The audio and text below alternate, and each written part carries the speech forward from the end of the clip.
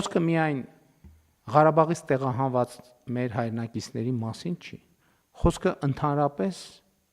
մեր մասին է։ Խոսքը ընդհանրապես Հայաստանի ժողովրդի եւ հայ ժողովրդի մասին է։ Երբ որ մենք ասում ենք տարիներ առաջ, որ մենք մեր նավը պետք է հասցնենք խաղաղ նավահանգստի, մենք հիմա հասցրել ենք խաղաղ նավահանգստի։ Ուղղակի մեզ այդ նավի ուղևորներից նույնպես պետք է խաղաղվել։ Խաղաղվել նշանակում է տնավորվել, բողջաները քանդել եւ դասավորել պահարաններում։ Այսինքն անցնել մշտական բնակության ռեժիմի։ Հակառակ դեպքում, որ մեր տարածաշրջանում այդ վերադարձի օրակարգերի բաները այդ թափանիվը պատտեցինք, կներեք տարածաշրջանից մեծ կտորը ականջնա մնալու։ Ու այդ process-ի մեջ գիտենք սովորաբար ով է ամենաշատը դուժողը ելնում։ Այդտեղ մեծ հանելուկ եւ բան չկա։ Մեծ հանելուկ չկա։ Եվ այսօրը ես այսօրվա մասին այսօր չեմ խոսի, ես այսօրվա մասին կխոսեմ մի ամիս հետո։ Այսօրը շատ մեծ պատմական ձեռքբերում է։ Եվ այդ պատմական ձեռքբերումը չի կարելի զոհել էլի գերտերությունների շահերին, որոնց մասին երեք ազգային ժողովում Հայաստանի Հանրապետության Գիտությունների ազգային ակադեմիայի հրատարակած պատմության գրքից ես մեջբերում, այդպիսի տասնյակ մեջբերումներ կա։ Գիտեք ինչ, այդ գիրքը կարդալիս, հատորյակները կարդալիս, ես տես տասնյակ տեղեր նշել եմ ու տեղեր կա, որ շատ մեծ ջանք եմ գործադրել ինձնից, որ էլի եթերում կամ տեսանյութ չանեմ կամ ուղիղ եթերում չկարդամ։ Շատ մեծ ջանքեր եմ գործադրել ամենատարբեր նկատառումներով, բայց այդ պետքա կարդացվի։ Այդ պատմությունը պետքա կարդացվի։ Մենք այն բացառիկ երկրներից ենք, որտեղ ամենաշատն է հղում արվում պատմությունը, ամենաշատը ով ասես հղում է անում պատմությանը։ Բայց թերևս ամենաքիչն է կարդացվել պատմությունը, որովհետև մենք պատմությունը գիտենք, բայց գիտենք նենց ոնց որ հաղորդումներում, հարցազրույցներում եւ այլն մատուցվել է մեզ։ Ընդ որում ասեմ, այդ հատորյակում էլ ես երեք շնորհակալություն հայտնեցի, այսօր էլ եմ շնորհակալություն հայտնում, այնտեղ կա հետևությունների կտորը, թե սա ինչ է նշանակում։ Այնտեղ կան որոշ բաներ, իմ կարծիքով սուբյեկտիվիզմներ, բայց դա էական չի։ Առնվազն գիտնականները իրանց գիտական բարեխղճությունը ցուցաբերել են, փաստը շարադրել են, հիմա հետևությունը 10-20 էջ փաստից հետո կեսեջ հետևությունը հիմա ընթերցող այդ ինքը այդ հետևությունն արել, բայց որև մեկին չի պարտադրվում այդ հետևությունը։ Ընդ որում այդ հետևությունն էլ ինքը բանավեճ է, որը շատ կարևոր է, այդ հետևությունը ընդհակառակը շատ ինքը բանավեճ է հարուցում եւ հնարավորություն է տալիս խոսել այդ մասին։ Եվ ելի եմ ասում, շատ կարևոր է, որ մենք արձանագրենք, որ խաղաղությունը մենակ պայմանագիր չի, խաղաղությունը նաև հոգեվիճակ է։ Խաղաղությունը սոցիալ հոգեբանություն է։ Որովհետև մենք երբ որ հասկանանք, որ մենք էլ տեղ չունենք գնալու, մենք հասել ենք այնտեղ, որտեղ առաջիկա հարյուրամյակներում եւ հազարամյակներում այս պետության տարածքում մենք եւ մեր սերունդները ապրելու ենք, այ խաղաղությունը է դա։ Այդ պահին է գալու խաղաղություն։ Եվ այս սոցիալ հոգեբանությունն է, որ երաշխավորելու է խաղաղությունը։ Եվ այս է պատճառը, որ ես երեք ազգային ժողովի ամբիոնից ասացի, որ Հայաստանի Հանրապետության ժողովուրդն է երաշխավորը խաղաղության։ Եվ այս ծրագիրը իհարկե ինքը մենք հիմա շատ նայում ենք անդադ տնտեսական բանի, քառակուսի մետրի, դրամի եւ այլնի, որը իհարկե շատ կարեւոր է։ Հանապազորյա խնդիրն է, որը մենք պետք է լուծենք, բայց շատ կարևոր է, որ այս հարցերի քաղաքական խորքը մենք հասկանանք եւ գիտակցենք։ Եվ լավ առիթ է սրա մասին խոսելու։ Խնդրեմ հարգելի գործընկերներ, եթե ունեք դիտարկումներ, համեցեք պարոն Մովսիսյան։ Շնորհակալություն, պարոն վարչապետ։ Պարոն Թորոսյան, իսկ այն մարդիկ, ովքեր որ ծրագրից օգտվել են, այսինքն սերտիֆիկատից օգտվել են, այս որոշումը հետադարձ ուժ ունի, իրանք կստանան ավել գումար, թե վերաբերում են մարդկանց, ովքեր որ նոր պիտի օգտվեն։ Շնորհակալություն, պարոն Սեն, այո կստանան, ես բաց թողեցի այդ մասը իմ նախնական զեկույցում, բոլոր նախկին իրացված սերտիֆիկատները նույնպես կվերագնահատվեն այդ տարածքներում ձեռբերված շահառուների համար, այսինքն իրենց մնացորդին կավելանա այդ մեկական միլիոնաց ընտանիքի անդամների թվի, որը նրանք կկարողանան օգտագործել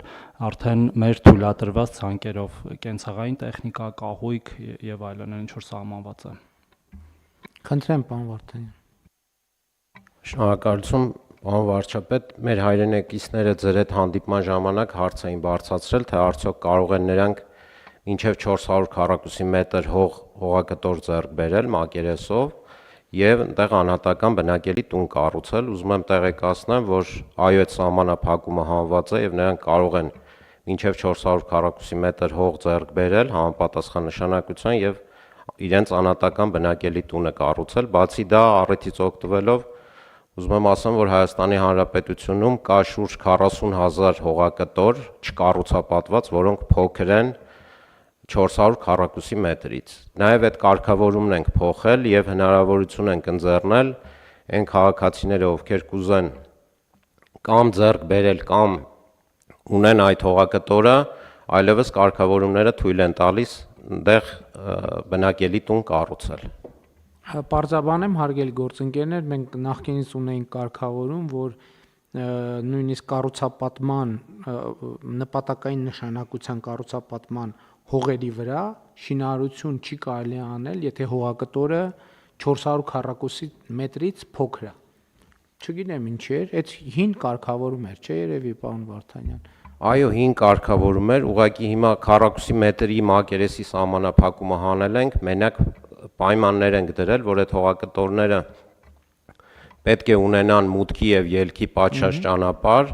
եւ հակահրդեհային նորմերը սահմանված կարգով ապահովված լինեն եւ այդ հողակտորների վրա կարող են կառուցապատման տոկոսը լինել մինչեւ 40%, բայց մակերեսի սահմանափակումը հանել ենք հողակտորի։ Այսինքն պատկերավոր ասած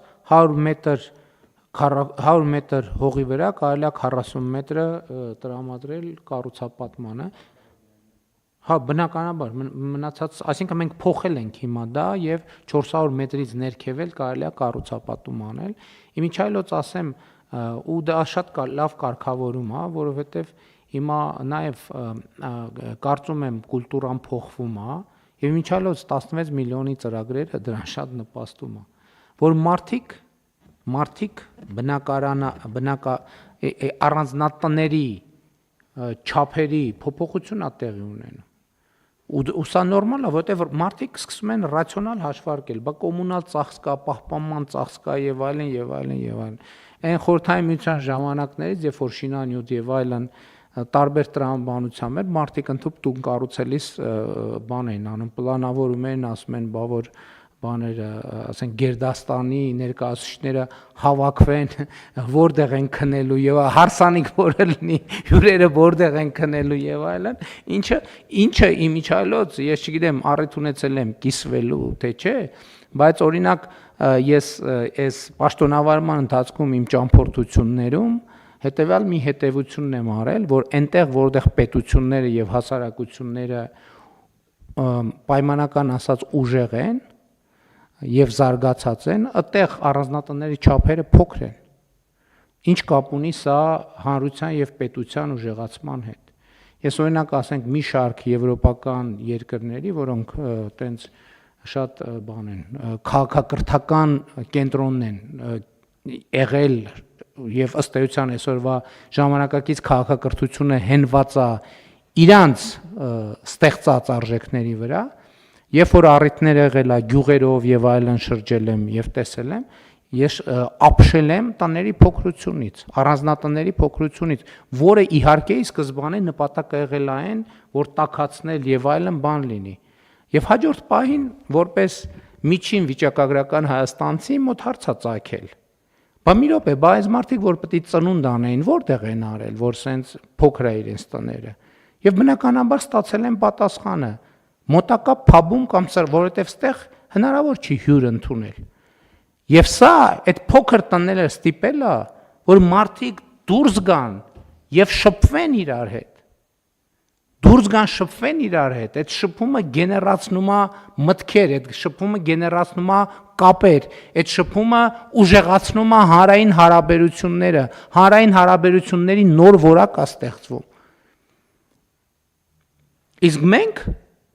մեր դեպքում մի փոքր այլ տրամաբանություն է։ Մենք տները կառուցում ենք հիմնականում այնց, որ այնտեղից դուրս գալու կարիք ընդհանրապես չլինի։